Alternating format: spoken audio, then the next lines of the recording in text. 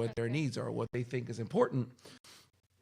And this one particular woman was, basically saying, yeah, I mean, who needs who more? Do men need women or do women need men? And it's kind of the argument against the patriarchy and, it's this whole kind of toxic femininity thing in which it's kind of like, no, let's keep men in their place, or I don't know if it's that, but it was interesting. It was very, very interesting, the discussion.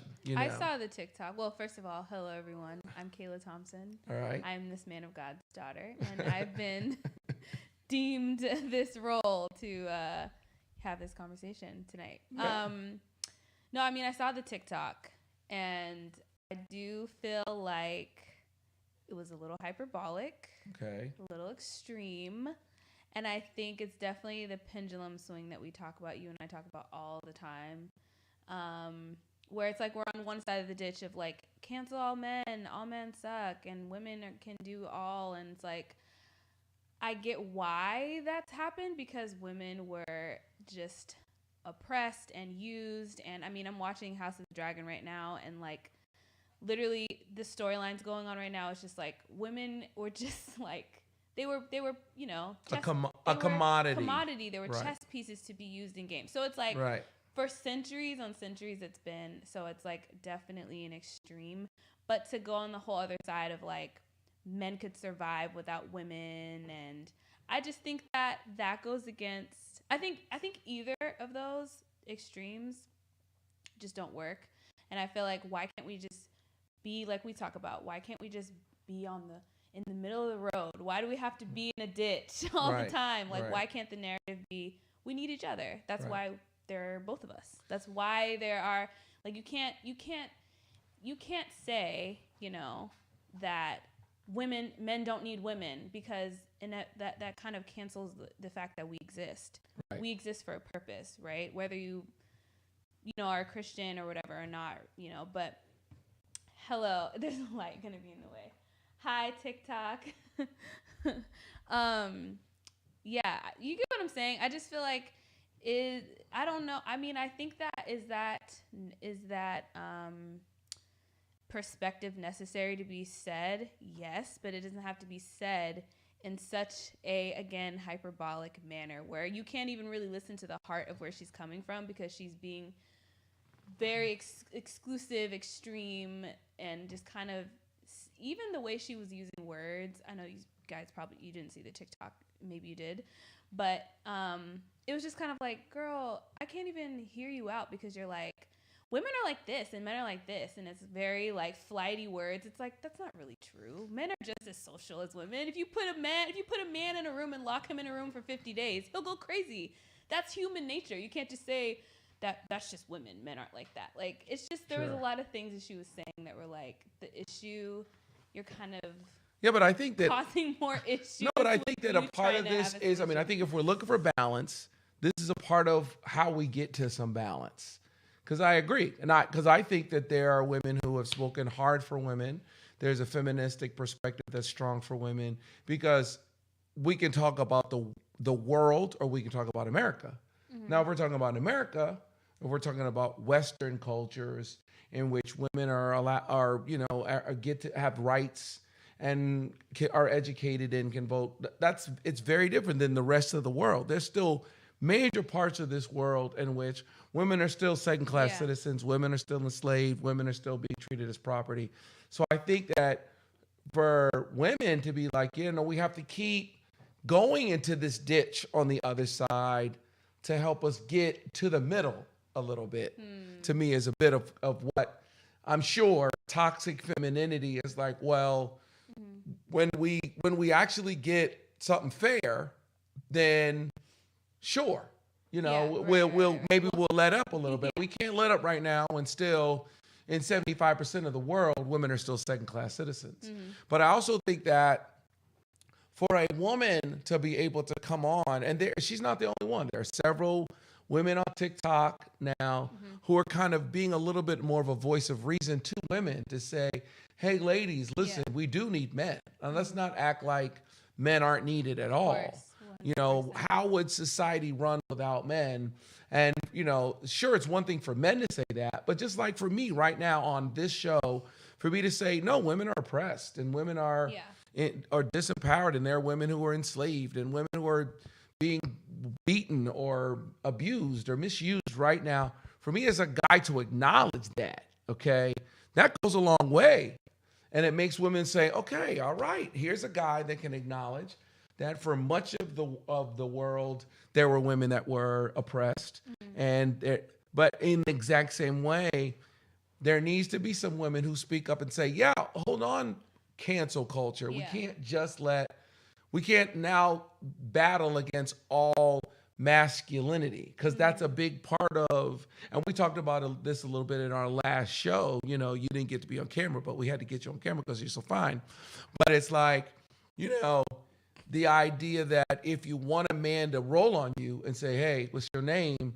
Then that takes some masculinity. If we want somebody to step in front of you and defend you from a dog, that takes from a person, that takes some masculinity. If you want somebody to be like, oh yeah, pull over, let me pop the hood and see what's going on in there, that takes some masculinity. It doesn't mean that only men can do that, but mostly men are mechanics. Mostly men are roofers. Mostly it's men who are digging ditches. Mostly it's men who are doing blue collar driving trucks. Women have had equality for 25 years at least now. They've had access to these jobs. They're not getting these jobs, okay? Yeah. So the guys who get up every day, the dudes who are getting up tomorrow morning, lunch pail in hand, hard hat, going down into the earth to dig up coal are men, okay? And so it's like, well, let's not act like we have to get rid of all, like we don't need them. And then there's a certain amount of that if we soften those men too much, then we won't have what's required for us to have in the world. Yeah. And so I think that she's trying to kind of voice that. And I do agree with the idea that women are more social than men. They just are. It's not that men aren't social, but no, it's true. Men are more social. More naturally have more words. They're more articulate. If you look at hunter-gatherer societies, mind you now, we're talking about prehistoric time, but still, in hunter-gatherer societies, women are together. They're gathering. They're doing agriculture. They're taking care of their children. They're planting. They're reaping. They're kneading. They're cleaning. They're doing it all together. They're talking with each other, okay? They're an integral part of tribal culture. They're definitely doing that work, and they get to do it together. Yeah. The men are out hunting. Yeah. And in the hunting, you got to be quiet. You can't be in there like, so how's everything going with you, Greg? Well, first of all, you have to understand it's really hot. I'm kind of hot today. No, everybody's got to be like, we'll be like, shh, Nick, be quiet. We're trying to kill an antelope over here. Yeah. And so, I get it. Definitely men can definitely be more, I hear that point. Less words. And, you know, don't you think there are more men who are introverts than women who are introverts? I don't think so. I think there are men who are, that doesn't take away from your point. Sure. But you know what I think is interesting though? And then I actually have a question that we got last week that we didn't get to that actually kind of works perfectly segueing from this conversation. Okay, great. But just one quick thought I had, and I think you'll agree. It's like, I think what ends up happening though with social media is, because my first thought with this girl on TikTok was like, she's saying this so extreme for the clout. And I think sometimes the extreme perspective that's way outlandish for people to be like, what? Is the point of why they want to say it that way, because that inevitably gets them more views sometimes. Right, it gets them more clicks. It gets them more, clickbait. And unfortunately, like, I think there are women who are like, hey, like, speaking up against toxic femininity. There are, but they probably are just not being as extreme about it as, say, someone like the girl we saw on TikTok. But, yeah. Okay, what's the question? Okay, so... let us get into the questions, everyone. You try. I'm gonna take this all the way over here. Oops. Whoa. Because I want to be able to. I want to be able to turn it around. You know what I'm saying? I want people to be able to do your see thing, man. You know, when you're talking. You know what I'm saying? Sure thing. I want the TikTok audience. Can you see yourself? Yep. Yeah. Okay. So let's turn it back and forth. Let's go. All right. Cool. So we got a question like last week that says, "PA, I'm confused. I've been dating my girlfriend for about 7 months now, and she keeps asking me about the promotion I'm going for at work. She's concerned I'm not being aggressive enough or, quote, man enough. But then she complains that she hasn't seen me cry before or get emotional before or get vulnerable enough with her. I feel like I just can't win, and I'm just trying to be myself. What do I do? Dun, dun, dun. Dun, dun, dun. So, I mean, I definitely think that, this is the issue. This is exactly what we're talking about. We're talking about, okay, what are men supposed to do? How are they supposed to be? Yeah. It's like we've moved the line. You can't have your cake and eat it too. You want your cake and eat it too. So you want him to be hardcore, masculine, gangster enough to go in there, make his argument, make his point, be insensitive to who else is going for the position or who else is there. Don't take no for an answer. Mm-hmm. We want that. And at the same time, we want this guy to also cry in front of us and nurse babies and change poopy diapers and let you drive. And at the same time, step up. What? Yeah. Like I'm driving down the street and I see some guy sitting in the back with the baby in the baby car seat, and the woman is driving in the front, and I'm like, this is just ridiculous. It's a newborn baby. I'm like, we're at the red light. I'm like, why is she driving and he's in the back with a newborn baby? This is the pressure. Like men are not as nurturing as women. So it's kind of like I'm not saying women can't drive, but if you're a single mama, believe me, there are single women who are like, oh, I wish somebody would drive. Yeah. Right. I wish somebody could drive me. I don't want to do all the driving. But here you got a couple, right? And now women want to now be like, no, I'm going to drive. And it's like, well, hey. You just had a baby. Like, can you get in the back and feed this baby if he cries? I'll get us home. It's like we want too much from men right now.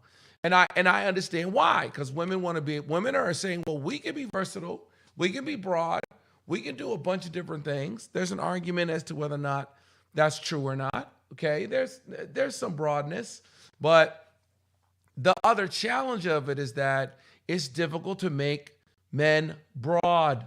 Men are not this broad. Men are not this wide. Men are not this deep. And by doing it, we're breaking men. Is what we're doing. I hear you. And we're making men something that they're not. Mm-hmm. And we're pushing them, we're forcing them. Like we were talking off camera about how, right now there's like, and this was a part of her point too, is that like, you can't, like no one wants to hear what men's standards are. So you can sit down with a woman and say, okay, what are you looking for in a man? And she can go right down on a list talking about height, talking about job, talking about earning, talking about money, talking about all this stuff. But if a guy says, well, I want this or I want that, there's this backlash of anger against a guy if he wants a woman who weighs a certain amount or, is under a certain weight or is a certain age, or there's just this mad thing at him for actually having a criteria around, because women want to be like, no, well, all women are beautiful. And I'm like, no, that's true. Like, you are beautiful. Like, God created you, awesome, great.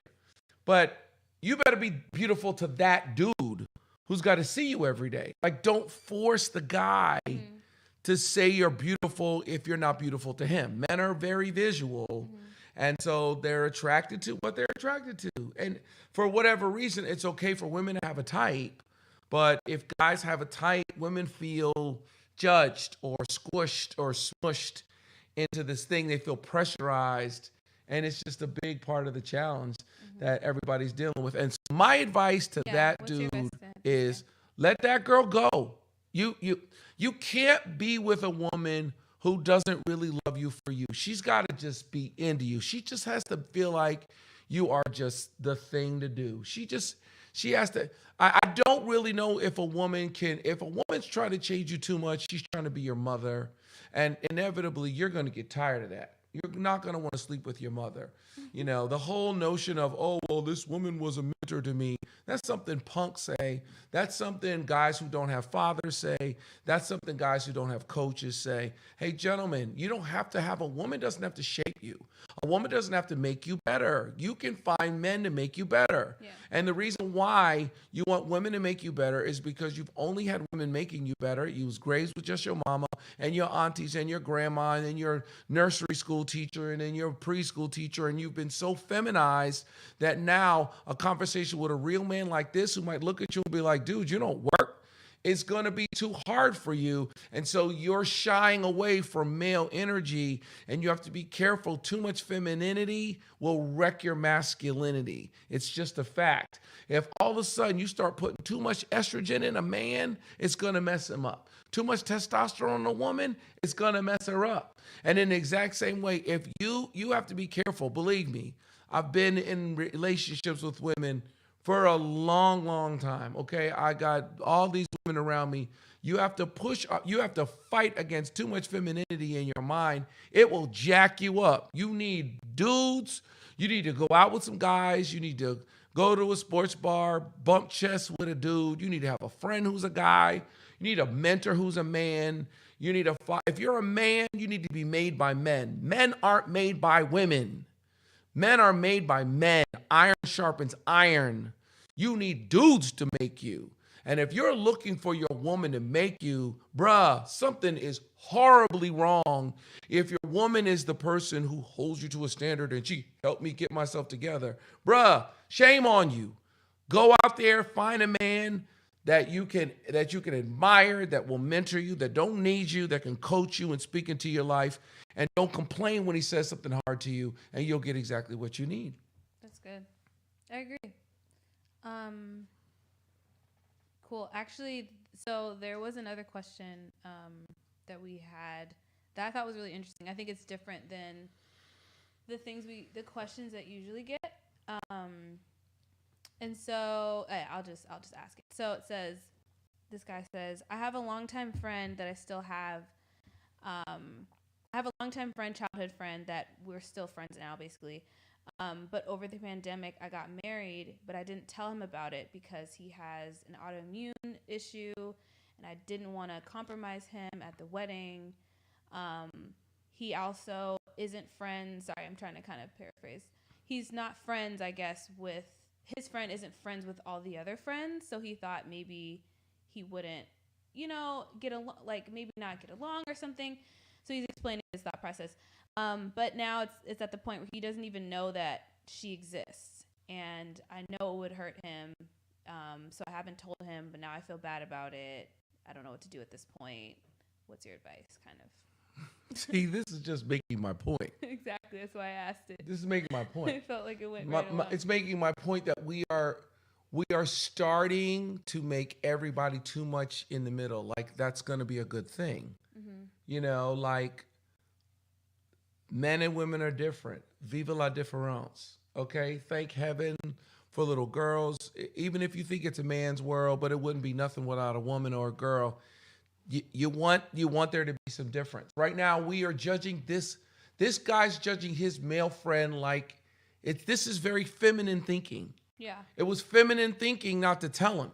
Mm-hmm. Because it's like, yo, he's a man, you're a man. If he has an autoimmune disorder, deficiency, and he wants to come and risk his health to be at your wedding, yo, that's his business. That's his decision. That's his decision. He's a man. Now you're trying to think for him because you think he's going to be sensitive or he's going to have his feelings hurt. Mm-hmm. Now you're married to somebody, your boy don't know. If this is your boy, male communication and interaction is more harsh than this. It's just more real. We can't overly soften it.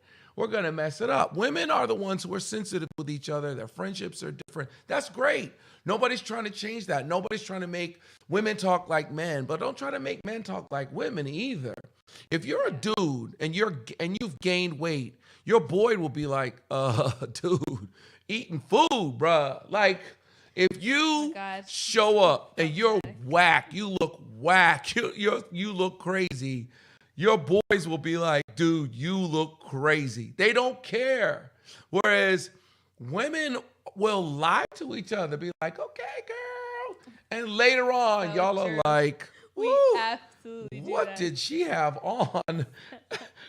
You might be like, okay, she needs some shoes. Y'all will say that to each other, but you won't say that to her.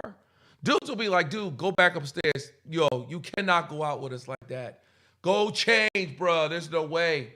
There's a certain amount of honesty that happens in male interactions with each other, and we have to be okay with that. Yeah. That can't be a horrible thing. And I think that we're pressuring men to make decisions like women, or pressuring men to have a mindset like women, and that's going to be a dangerous thing. No shade meant against women. It's great for women to be that way. This dude needs to sit his boy down and be like, dude, you know what? I got married. I didn't want to invite you because I didn't want you to feel like you had to come and get sick. But dude, my bad. This is here. Yeah. Talk to her through the bubble glass. This is Janet. You know what I'm saying? Yeah. Because the problem is that this guy that's asking this question has probably been just raised by women. He's thinking like women. He thinks his dude is like women. He's making this, and I think that there's a benefit to having your mom and your sisters. It's going to really help you when it's time to communicate with women. You're going to be like, okay, I can be sensitive, but it can put you out of your league when you're having an interaction or a conversation with men, especially men who are real men, who are like, well, dude, why didn't you just say something? I would be offended that you would think I would be offended. Yep. I'd be like, dude, you could have told me. Yeah, what's her name? Hey, you're taking this way too serious. Hey, how you doing? Okay, hey, So Stacey. do you think you should just go ahead and tell him? Yeah. Like, just bite the bullet. Just bite the bullet. Stop being a punk. Just call him up and be like, bro, I don't know why I didn't tell you this. I didn't want to make you feel like you had to come, but I got married, man. And my bad, dude. But her name is Stacy. Let's get over it. If If he's upset, that says something. If he's a brother that's born for adversity, it's really your boy. He might be like, dude, you could have called me, but okay, whatever. What's her name? Mm-hmm. Yeah. So they're not friends with each other. So what? Right. Yeah. So. No, that's good. Yeah, I think that's tough because I think I, as a girl, was reading that like, oh my God, like, what's he gonna do? Right. What's he gonna do? Why did he do that? Like, his feelings are gonna be so hurt. But what you said is very true. Like, I think we have to come to grips with the truth that women are deeper than men. Mm-hmm. Now, I know we can almost can be deeper than no, not can be. See, there it is. Try to give. There it is right give there. Some wiggle room. There it is. Listen. Just like some men can. Wait. Let me just get my thought across. Hold on. Beyond the pulpit. Just get my perspective. Okay. All right. No, I just think like for instance with you, it's like, yes, the average man doesn't talk as much, but you're not average. You probably talk just as much as mom. You know what I mean? So I would say, like, and the average man doesn't think as deep, but you do. You do think deeper. You know what I mean? So that's why I say, like, hey, I think there is a spectrum. We can't just be like, all women are like this, all men are like that, because there are definitely exceptions. I think there's people that are different. That's all. That's it. That's all I'm saying. Okay, I'm not saying there aren't exceptions, okay, but great. what I'm saying is that statistically, even if you apply that to me, I have this communication mouth, intellectual connection. I do have words. Although, to be honest, and you know this, because even today, like people who know me, I was like, I can't talk a lot today because I talked a lot yesterday. Sunday, I talked a lot. And when after out on a Sunday, I'm like, okay, I'm kind of quiet afterwards. Yeah.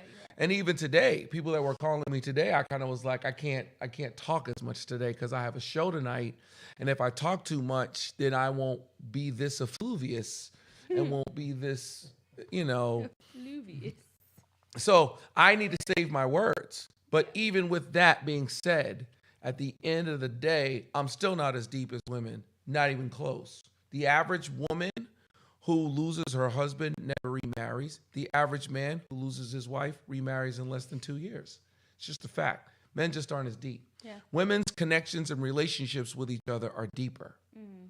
It's absolutely possible for two girls who are friends, who are best friends to bring their men to something, it's easy. Guys can connect on a very surface level. Hey, what football team do you like? It's real easy. Even if we don't like each other that much, we can be around each other. So, I mean, I have to really hate it. Like, I don't like that dude. That's different. But mostly it's like, oh, yeah, sure. Yeah, tell her, bring her dude. Hey, what's up, y'all? Hey, how you doing, man? What do you do? Oh, all right, cool. It's real simple.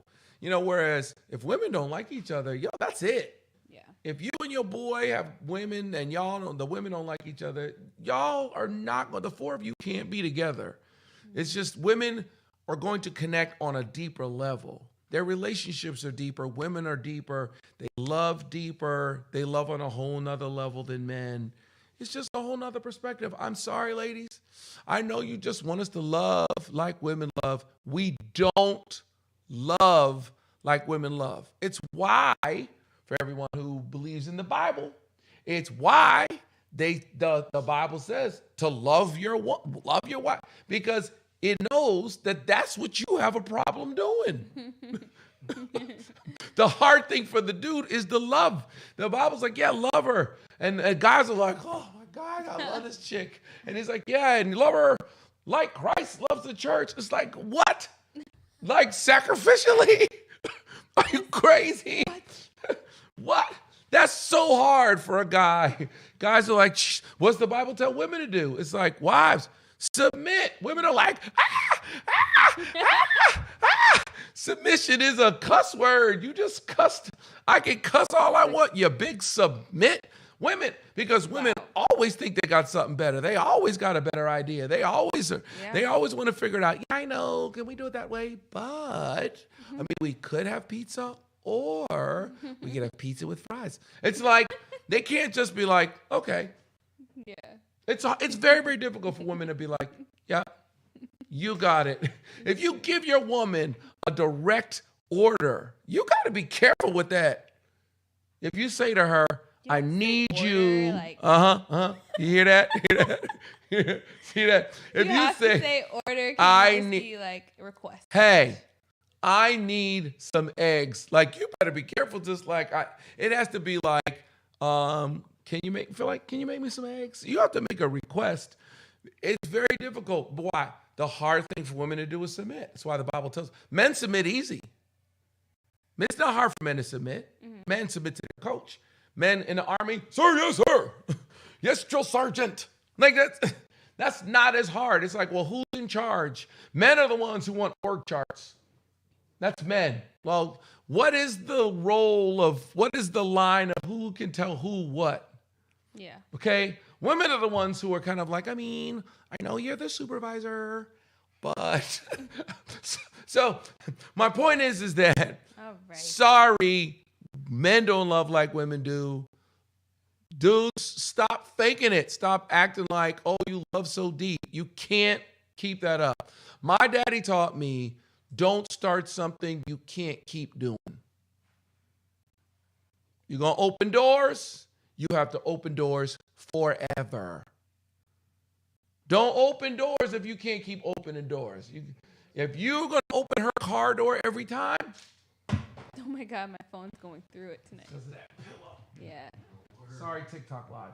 If you're going to open her, sorry, my bad, our bad. Good God, this thing. If you're going to open her car door. Gotta keep it up. You're going to start opening her car door. You're going to have to always open her car door. Yeah. And if you know in the winter, you're going to be like,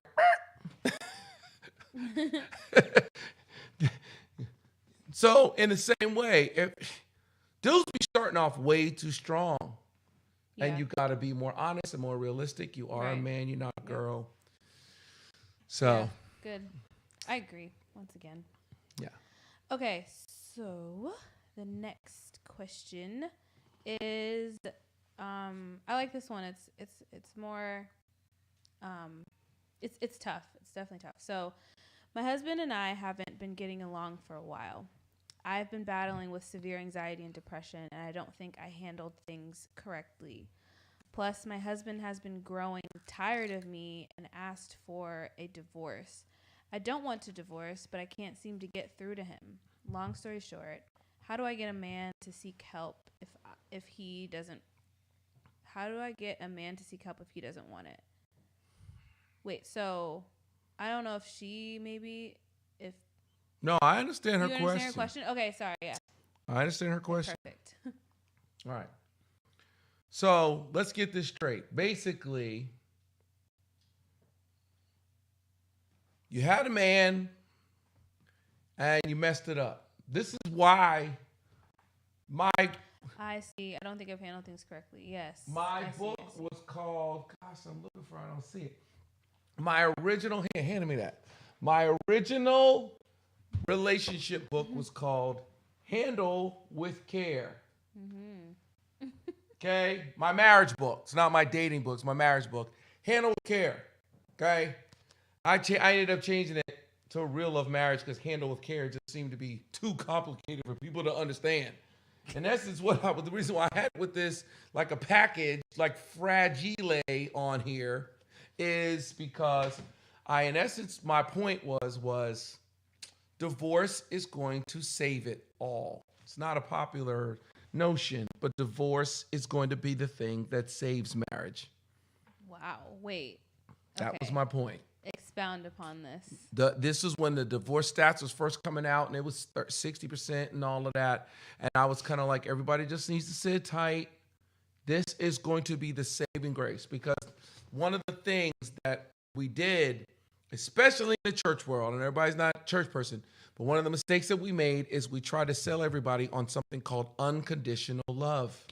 Okay? And my point was that unconditional love is not romantic. Okay? Unconditional love is distant. Unconditional love is not intimate. Very easy for me to love. I can right now say, I love everybody that's on here. And if you share this video with a friend, or you tell somebody, hey, this Beyond the Pulpit with Andy Thompson is a great show. His daughter Kayla is beautiful. If you do that, we'll be like, we love you. Just like everybody on Instagram is like, hi, family. Right. That's a very general, whole world, you love them. Right. That means you have no conditions for them. Okay? That's unconditional love. But the minute we become intimate with each other, there have to be conditions. And if there aren't conditions, if we continually violate each other's conditions, inevitably, we won't be together. Right. But if you come together with this, oh, well, I can do whatever I want because you're scared you're going to go to hell. Or it's like people want me as a pastor to make people feel guilty or make people feel like they have to stay together. And when I was counseling couples, I would sit down with people and I'll be like, yeah, I can't do that. I can't tell somebody to be with somebody. I'm not.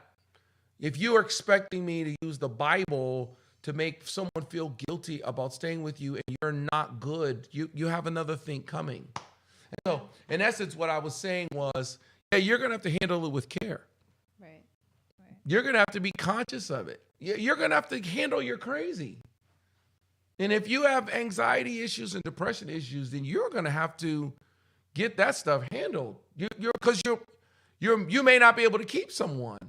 I know it's for better, for worse, richer, for poorer, but sickness and in health. But if you really care about a guy, then why would you bring him into your depressed insanity? Go get healthy. Go take care of yourself. The same is true with sexual issues. Oh, well, I was molested or raped or hurt. I got you. That's horrible. Like, I don't want to act like I have no compassion for you.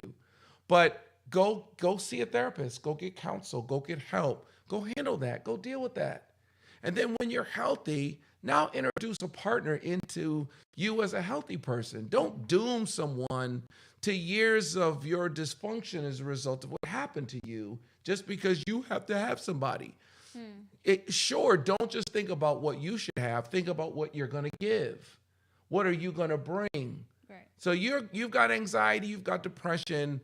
They're so debilitating that now the guy is just done with you, and you want to know what can you do to get him to get help. He's not the one that needs help. You're the one that needs help. Right. And he married you for some reason. There must have been something he loved about you. So the best thing you can do is go get help. Right. Go get better. Change, grow, be a better version of yourself. And even if he ends up divorcing you, I don't know. But if you love somebody, set them free. And if they really are meant to be with you, then be a new you. Because he's done with this version of you. He's done. He's like, I don't want to be with this person anymore. So you have to kill that person. That person has to die. And if you're a Christian, you're watching this is the foundation of Christianity. So everybody ought to be all right with it. Yeah. Because baptism symbolizes death and resurrection. Right. Okay? This is one of the things that makes Christianity so dope. Because in something like Hinduism, I mean, you just have to accept your fate and hope to have good karma. The only way you can die and be resurrected is to literally die and be reincarnated as something else.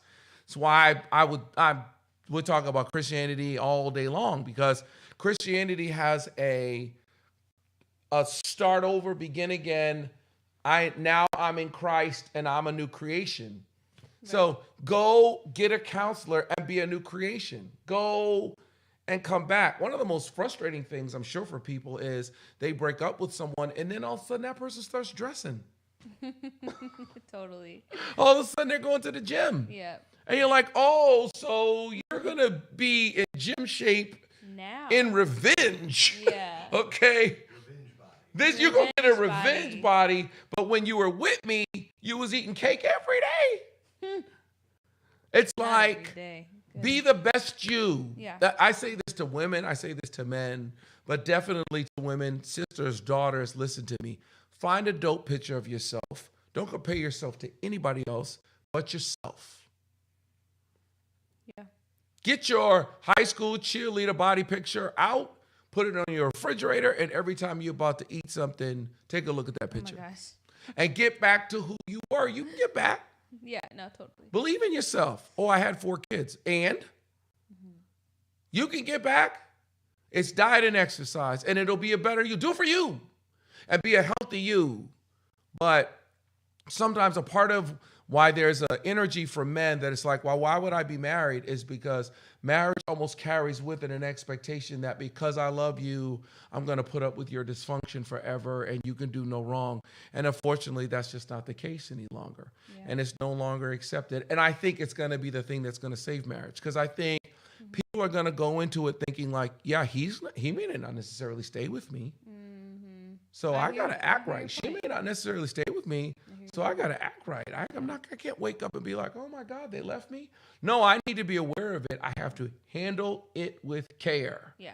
Because it's not guaranteed. Yeah. When our grandparents said I do, they meant forever. When my parents said I do, they meant forever.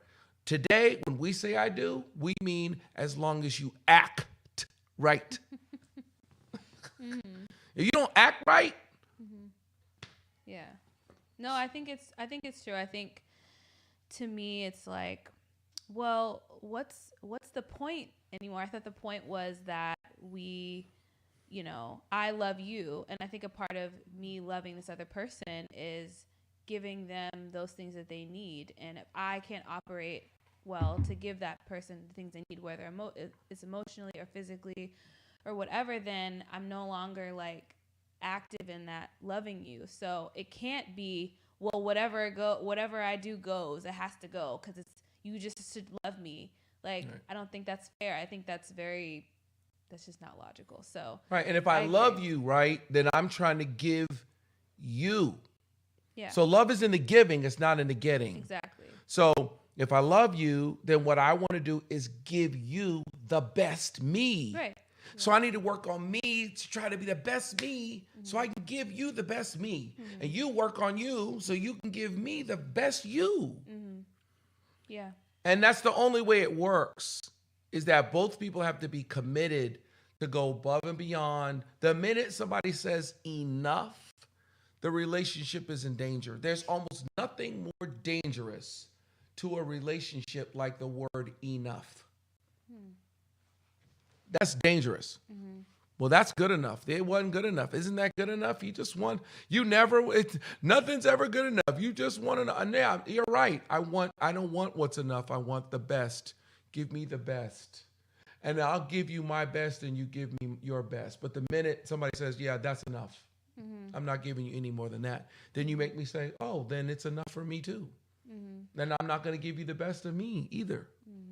Yeah. And that's for men and women, for both. So. Yeah. Yes. So, okay, here's a kind of a shorter, it's not like a whole situation. It's just kind of like flat out question. Is having a big ego a negative or a positive trait? I think people need to understand logistically. Why don't you move that pillow? Because it keeps like getting ready to knock this thing over. I think people need to understand the difference between confidence and arrogance. Arrogance is a belief that you can do no wrong. You're above the law. You're above reproach. Arrogance is a belief that you can do things. Pride and arrogance is a belief that you can do things you can't even do. Okay? And very often ego is connected to a mania. When we say ego, okay, the connotation of ego is pride and arrogance. I think the denotation of a word is different than the connotation of a word. Not to give an English lesson, but there's the denotation, which is what it actually means, and then there's the connotation, which is what it's come to mean, okay? Ego is a part of, for all of you psych minors and majors in the room, you know, you've got your id, your ego, and your superego. So it's just a part of, your ego is a part of your regular function mentally. You can't survive mentally without a certain amount of ego. That's the denotation. But the connotation of ego is you're an egomaniac. And you've got this perspective that's unhealthy. Right. Because there are things that do require confidence. Sure. You can't be in the NBA if you're not confident. You can't be in the NFL if you're not confident. You can't be a fighter if you're not confident. You can't be CEO if you're not confident. You can't do this. Yeah. If you're not confident. Yeah. You can't do what somebody like I do if you're not confident. You can't. Now sometimes people will be like, "Oh yeah, I don't like him. He's arrogant." Well, arrogance is not always arrogance. Sometimes it's confidence.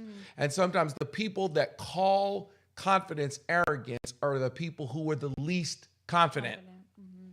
So now, since they can't recognize confidence as they don't have any, they want to throw off on confidence and call it arrogance. But sometimes it's not necessarily arrogance, it's just confidence. And it takes confidence to go for that job. It takes confidence to start your own business. It takes confidence to be a leader. It takes confidence to stand on the stage and speak to millions of people. It takes confidence to run for president. It takes confidence to run for governor. It takes confidence to lose weight. It takes confidence to marry. It takes confidence to have a baby. It takes confidence. And we have to be careful that we don't attack ego so much that we create a generation and a society and a culture of people that have no confidence, because everybody's afraid to just speak up and say what they actually feel because they're afraid of coming off overly confident, which inevitably becomes egotistical. But understand, everything isn't ego. Yeah. In a negative connotation of ego. Some things are, well, this person knowing who they are, and they're confident as a result of it. I'm 53 years old. I know I don't look. I'm going to be 54 in a couple of weeks. And at this age, there's good about me and there's bad about me. And I have come to fully embrace it. Yeah. And I had to embrace the dark side of me so that I could sleep.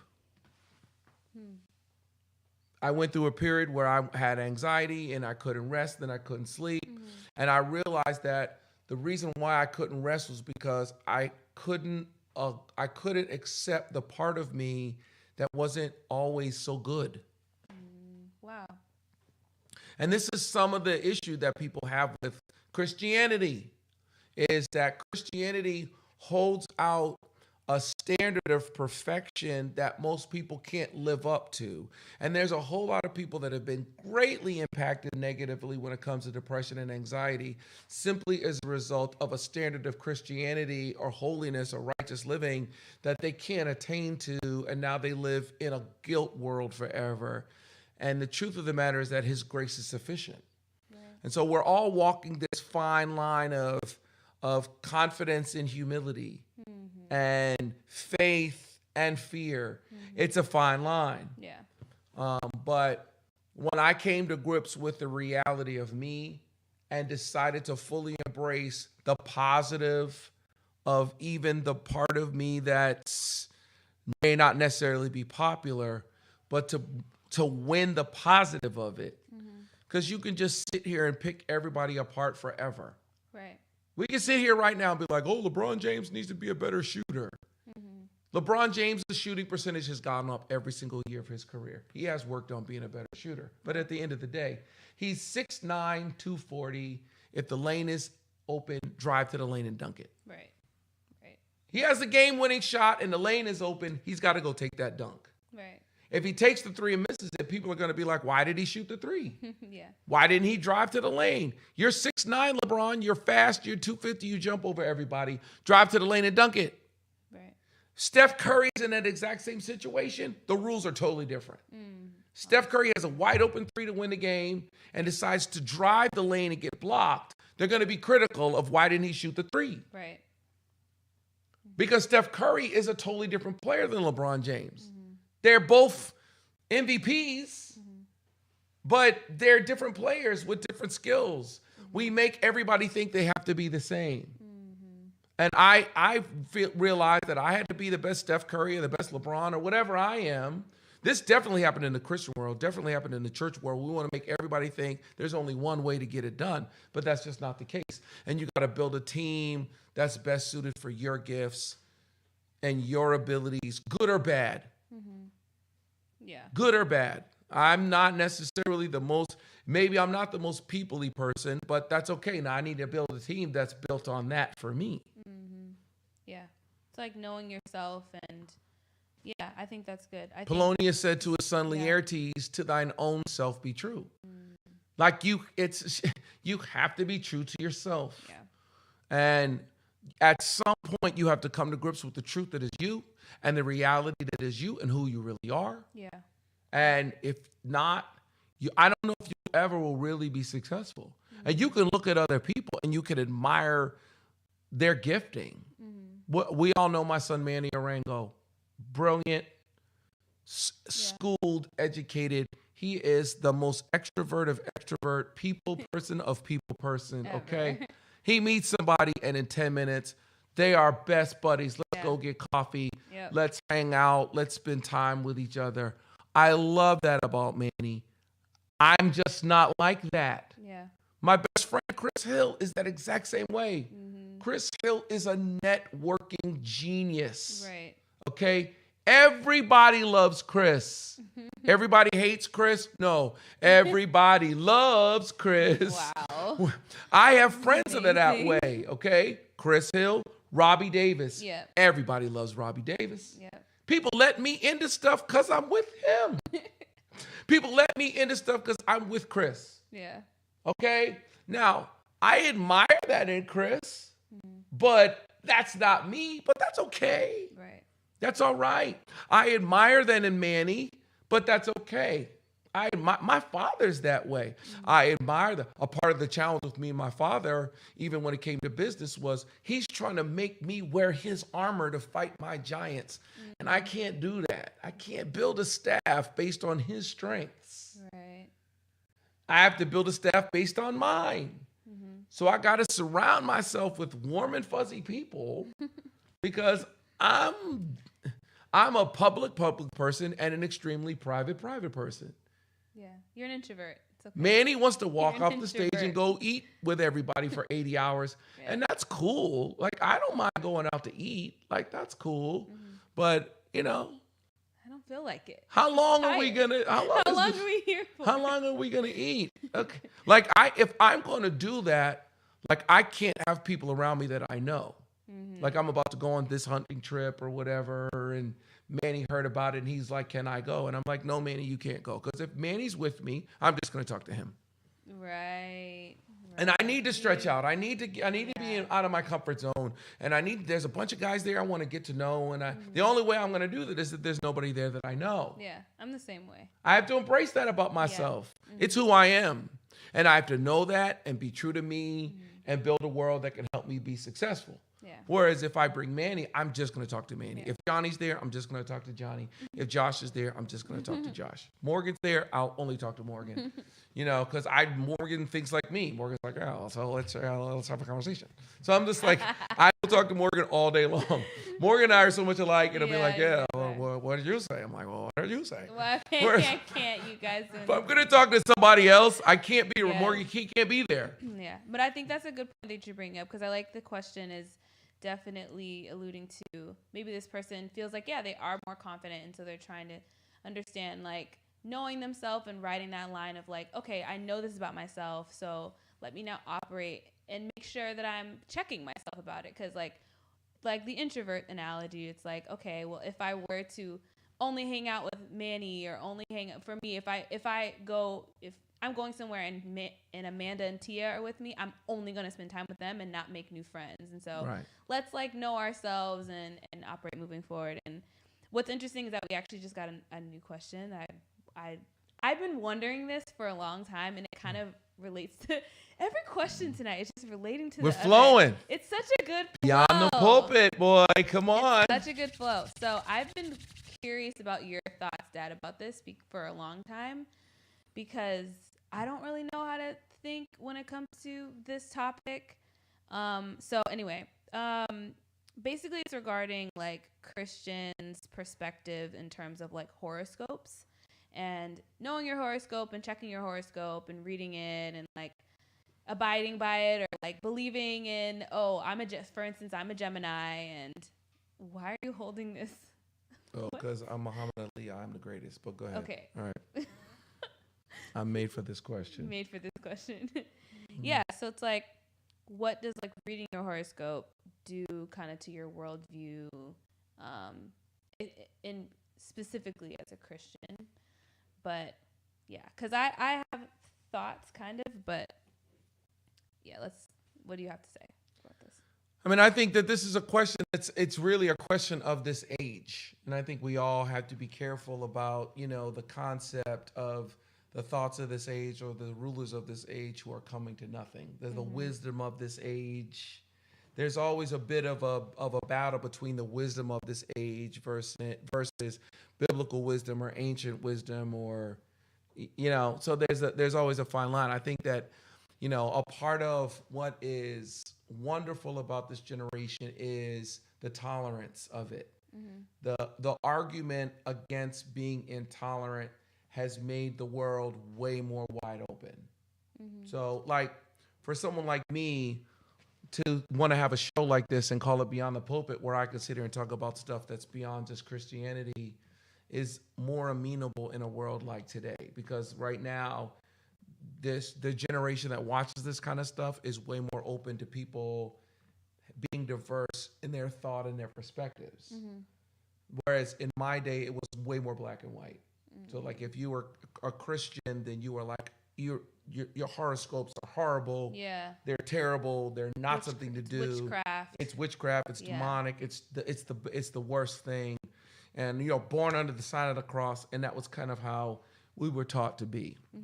Whereas today's young Christian is just kind of like, oh yeah, I go to church and then I have my crystals, and I do think you have to be careful just kind of mixing it all together, because I think that too many chefs spoil the soup. Yeah. And you need to kind of have an idea or concept of a belief system that you do carry along with yourself. But I think I will say this. I think that when it comes to any of it,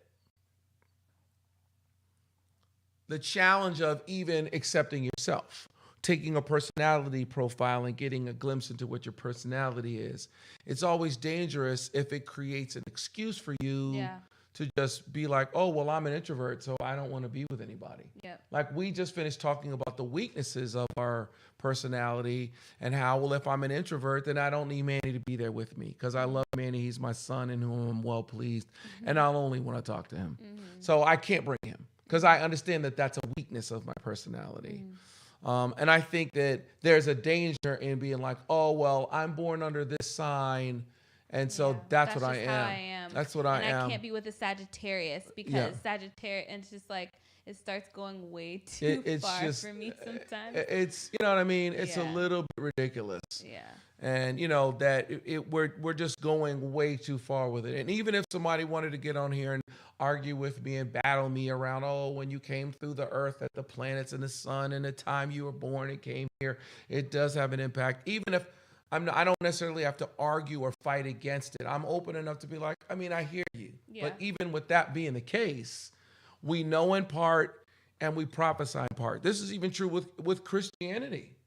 We know in part and we prophesy in part. That's what 1 Corinthians chapter, just let's not overly talk, but it's the idea is that our knowledge is partial. I think one of the most important things for anybody to watch this, wherever you may be about religion, I don't know. But just understand your knowledge is partial. What you think you know right now is not complete. Yeah. It's impartial. It's partial. Okay? It's not full. You know in part. Okay?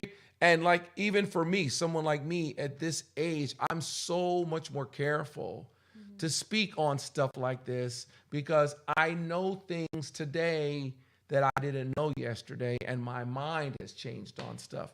So the more you know, the more you realize what you don't know, and the older you get, the more you realize what you thought you knew you didn't know, and your experience changes you, and you continue to grow. And if you stop growing, then you're dead. So, but what's more is I realize that my knowledge is partial, so I got to seek something higher than myself for knowledge. But so is prophecy. Right. We know in part and we prophesy in part. And it's a mistake for anybody to feel like prophecy is overly exact. Every prophecy is partial and every knowledge is partial. And so, you know, even when it comes to Christianity. Yeah, no, it's true. I think the issue on both ends, you don't have to keep turning the camera down. I think it's fine. Okay. I think it's good to do. Okay.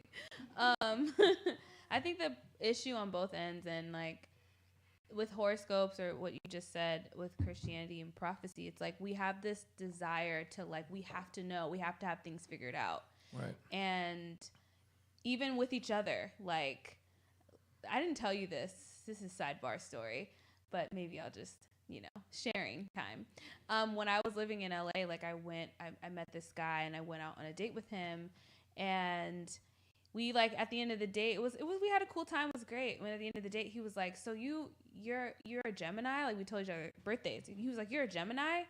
And I was like, "Yeah." And he was like, "Yeah, you don't really act like a Gemini at all." And I was like, "Oh, really? Like, okay." And he started telling me the traits, and I'm like, "Yeah, that's really nothing like me." And he was like, "Yeah, that's kind of like I don't really know. Like, that's weird that you're not like your sign." Like it was like he was kind of joking, but it was like he was so, I guess he was just so into horoscopes. I didn't realize that he was like unsettled by the fact that I was like, he couldn't like, right. I don't know. And I'm just like, really? And he never really talked to me again. I'm not saying that was the reason, but It just was like, this conversation's making me think like, is it really that serious because you realize that you're a Cancer and a Gemini can't date with a whatever? Right. And it's like, it just starts to be like, okay, we don't always have to have things so pegged down and figured out. And like, maybe things just how, you know, in a lot of things in the world, people want there to be a gray area. There's a gray area. Like we have to, I don't know. So it's just, I think there's an exactness that people even require of Christianity that I'm kind of like, I don't know if you really are even reading the Bible or even really aware, because, you know, even the discussions was kind of like, well, don't be so sure. Let him who stands take heed lest he fall. So it's kind of like there's an undefined, you know, area that we're not comfortable in Yeah, even Christians aren't comfortable in it. We want something exact. We want to know. And if somebody says, yeah, well, you're not going to know that. Well, it's not for you to know the dates or times. Right. It's kind of like, oh, that can't be the case. Somebody's got to know. And so, we want something very specific. Oh, well, this is what God told me to do. And I'm like, yeah, I'm not saying God doesn't speak specifically. He does. But most of the time, it's about big stuff. Yeah. Like God doesn't really care. I did a whole thing on a Sunday, not this, overly, but it's kind of like there's God's spirit and there's your spirit. Yeah. So it's absolutely possible for the real you to be like, yeah, this is not gonna be good. That's not, the Holy Spirit doesn't care if you have tacos. People are like, oh yeah, the Holy Spirit told me like the service here is gonna be terrible. I'm like, no, that's not the Holy Spirit at all. Right. That's your spirit. Yeah. So true. And if you can hear your spirit, and there are people that have that gut feeling. That's their real them, and it has nothing to do with God's spirit necessarily. It's your own spirit can let you know stuff, because clearly, it's a lot. There have been times when something's been like, you need to get up out of here. There's no way this is going to work. And I don't necessarily think that's the whole. I don't think it's God's spirit. I don't think God's spirit is like, oh my God, this ride is going to be too long. You're not going to like this ride. I don't. So I think that, what we want an exactness. Yeah. And we end up in a ditch because we want an exactness. Yeah. It's interesting. Okay, so if everyone spoke their mind, would this world be a better place? If everyone was just like, said everything they thought, I'm going to make it extreme. If everyone said everything they thought, said everything, said everything they thought, everything they meant, truly meant, would it be better? The world be better? I saw this movie years ago called I hope I've seen it. What The is it? Invention of Lying. Oh, dang it. I didn't see The Invention of Lying. It was starring the white guy who's like a British comedian who did The Office. Ricky Gervais? Yep.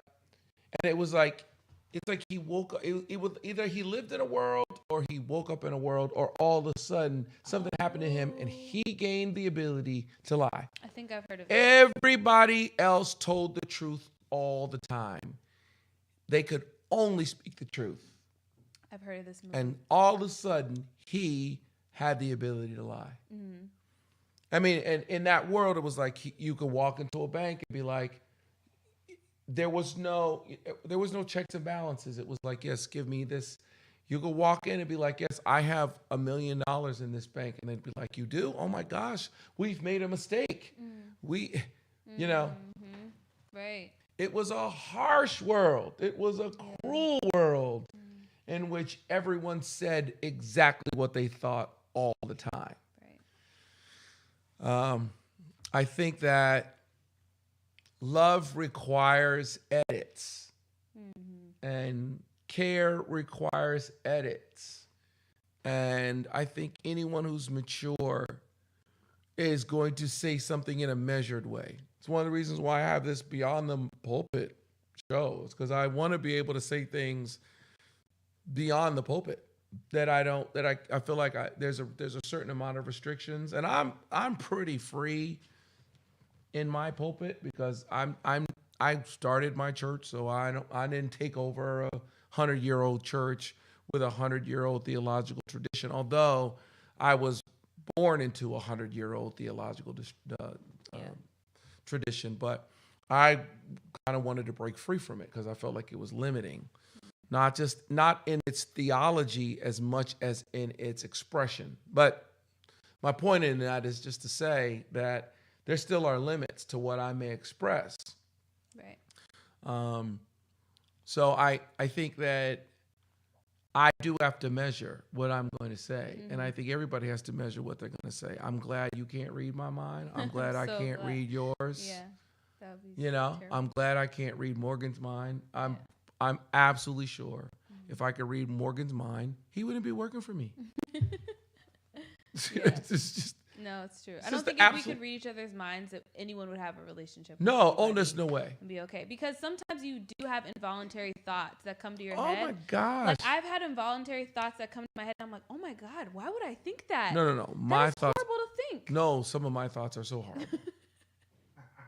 It's so it's so crazy. I don't even want to tell you. I don't want to know. Some of my horrible thoughts are just they're just so terrible. They're really, really bad. Like, and I'm just kind of like, You're oh like my. So like thrown by your own thoughts. Oh my gosh. Thinking about it. It's horrible. No, And it's just because it the things happens that to I think everyone. that might be funny, but they're really bad things. Yes. Yeah. I'm not even going to say what any of them are because I can Please hear don't. my Please best don't. friend Chris Hill saying, don't you dare say what it is. And everyone on this stream would absolutely shut their computers down. No, Laptops they're closed. not that bad. You know what I'm saying? It's just, I grew up in a That's true. different world, Yeah. where there things were funny that aren't funny today. So it's like I can't expound. We don't want you. I We have don't to want stop. you to. No, Morgan. Morgan's like,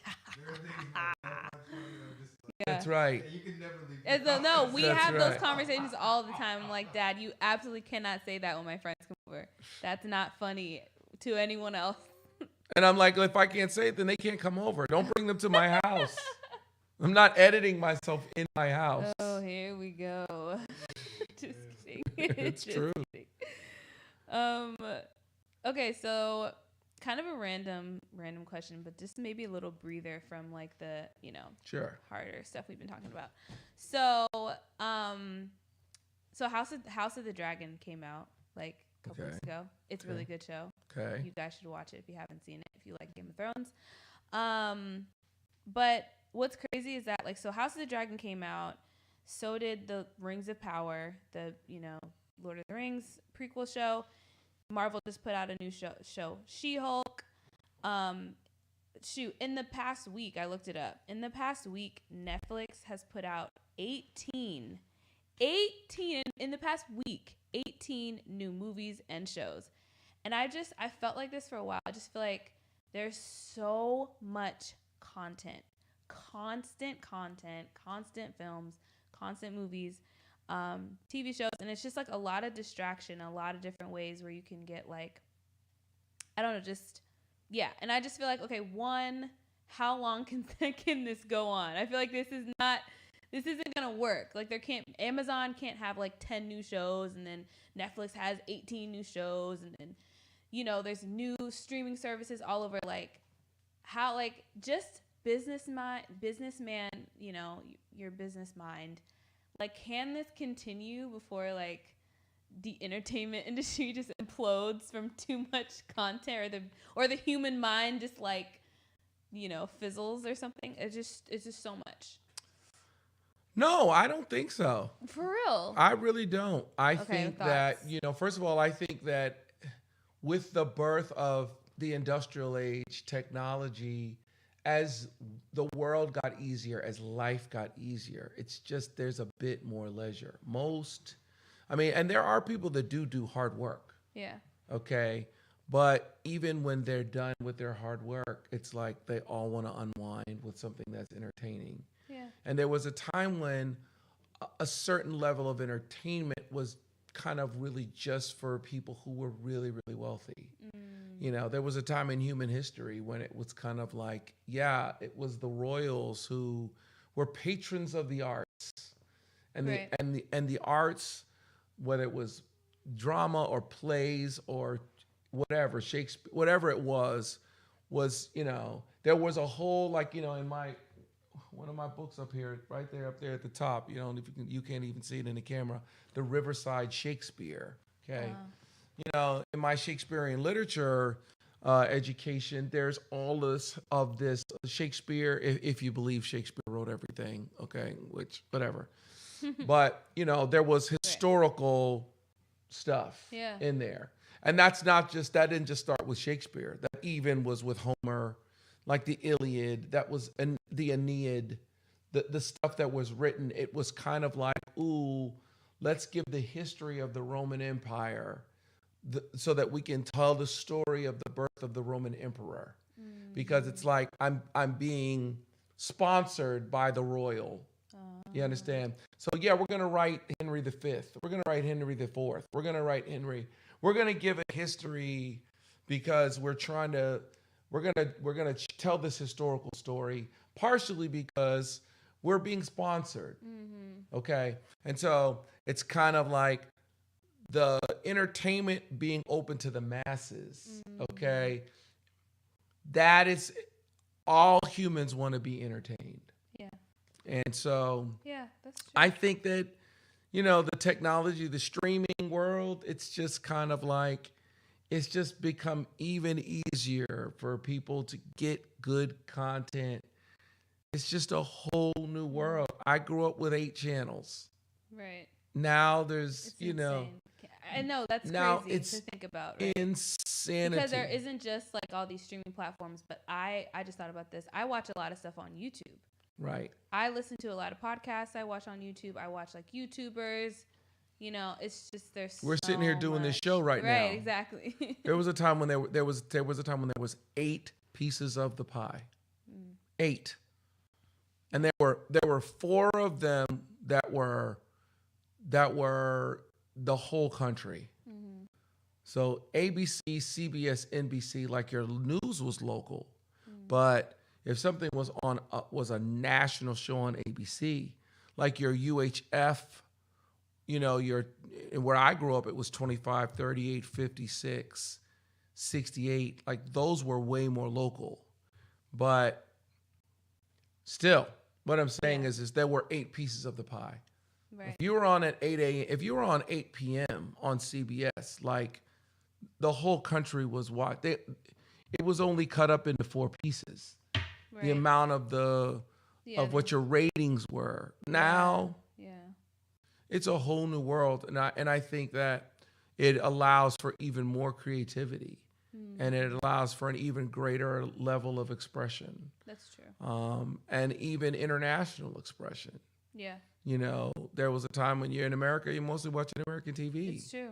And you're being limited to just the gifts that were just American. Right. Now, it's a whole new world. Yeah. There's a German show on Netflix that's like really, really good. I think it's German. I didn't even watch Squid Game or whatever. Game. I never even watched that. You still never seen it? Never seen it. We have to rectify that immediately. Yeah, I don't, I thought it was about Squidward from SpongeBob. Okay, no, I'm just kidding. Bye. But I'm just saying, it's like, I didn't want to watch somebody playing the clarinet. Okay. Anyway, all I'm saying is just that, I think it's wonderful. I think it's great. I think it's freeing. I think it's liberating. I think it creates opportunities for people who have giftings to actually flow in their gifting and flow in their art. And there was a time when the seats were even fewer. Now it's just broader. Right. And if you are, a writer or a screenplay writer, if this is ability you have, there's way more seats at the table for you now. Yeah, it's true. And I think that's nothing but a good thing. I think it fosters more creativity, and it fosters more art. Yeah, more ways for different perspectives to get out there into the world. That's right. And what we're seeing from the Amazons and the Netflix and everybody is that, hey, they're all going to adjust. The people who don't have that talent are going to figure out a way to make money on people who do. Right. Yeah. So it doesn't change, but like it's just the whole world is totally different. Like even right now, anything in time, it just doesn't exist anymore. Everybody used to be locked in time. It just doesn't exist anymore. Not when it comes to entertainment. Not when it comes to entertainment. I watch football. I can watch the game whenever I want. Oh, right. I see what you're saying. Yeah. Right. Like The Bachelorette's on right now, and I'm like, oh, I'm cool. Yeah. I can watch it. You can do this with me and not worry about it. Not worry about it. There was a time when it was like, oh my God, I got to race home. I got to get home. I'm trying to watch my show. Yep. My grandfather used to be like, don't bother me during my stories. The stories was on, daytime soap opera drama. You couldn't even talk to him. Yeah, his stories was on. You gotta go see the picture. You about to get smacked. You about to get cussed out if you are trying to talk to him during his stories. Yeah. Now it's just like, oh yeah, whatever. I can do whatever I want. Yep. You all know I love Law and Order. You know, in the criminal justice system, the people are represented by two separate but equally important groups: the police, who investigate crime, And the district attorneys who prosecute the offenders. these are their stories. Dun, dun. I love it. I can watch Law and Order. I watch Law and Order every day. No, I could literally watch that show every day. I watch Law and Order every day. Also, the people who think SVU is better than the original, you're crazy. Are high. You're crazy. You're insane. Like the camera work on Law and Order back in the early 2090s, it's amazing. It's like a film. It's a film. SVU is like a soap opera. Like, are you Not guys to mention the fact that in SVU, you know, it's special victims. Exactly. It's so narrow. All of the stories are going to be the same. All of them are the same. Whereas when you watch regular Law and Order, you don't know who the murderer is. Exactly. It could be a random so person. It could be somebody close to them. It could be a serial killer. It could be their best friend. It could be their mama. It could be a little kid. It's true. No, it's true. There's Law and Order episodes where it's like the murderers is like a little kid, and he's like, and you're like, oh my God, this little 8-year-old murderer is out here. So it's anyway, we can watch Law and Order whenever we want. Is the point we're saying? It's on all the time, 24/7 on what is it, Pop or something? No, and I have YouTube TV. Yeah. So I just set it to record. I set it to record Columbo. I'm about to watch some Columbo after this. I'm going to go eat me some ravioli. Oh, no, she's not cooking. God help us. What does this world come to? Dad, please. And I'm getting ready to eat some fried chicken from somewhere, and I'm going to watch Columbo. The man's been dead for 20 years. I'm getting ready to watch Columbo right now. Yeah. You know, I made a cake for Morgan because I like him, and, he works for me. And, so I pay him fairly okay, but I got to make him cake I got to make him cake to supplement it. It's the only way I can afford him. But anyway, it's like, I'm going to go ice his cake, and then, I'm going to go watch Columbo, because I can watch it whenever I want. Yeah, it's true. Yeah, it's good. Going to watch Monk. Going to watch House. Although House, I can't watch House at night. You can't watch House before you go to bed. I can't watch House at night because I start checking my body for ticks. House will really freak you out. No. It will really freak you out. No, it's like, can't watch House. No, I was outside picking blueberries and all of a sudden my arm started itching and I was like, oh my God, like a recluse spider. Like I just, Yeah. Oh my gosh. I'm so conscious of every little thing. I'm pulling like moles off my body and making myself bleed because I think my God. I think it's a tick. I think oh my gosh. Yeah. Well, we appreciate you guys for taking your time out of your night. Yeah, I mean, TikTok Live, it's been okay. I mean, it's been a couple of people coming on in and off on. There's a lot of likes. So, hey, Hey, there we go. Listen, it's all good to me. Instagram was, we didn't do Instagram Live, but it's all on YouTube. We love you guys. Hey, it was Beyond the Pulpit, episode 3, season 1. Yeah. And I think it was good. I think it was a great show. I'm enjoying this. I'm not gonna lie. Yeah, no, and and your hair's done this week, which is wow. He was coming for me about my ponytail last week. Whoa. I wasn't on camera last week. What is it with you and ponytails? Whatever. We're not talking about this right now. We're closing out the show. We're wrapping up. This is your hair. Everybody needs to know this is her hair. Okay.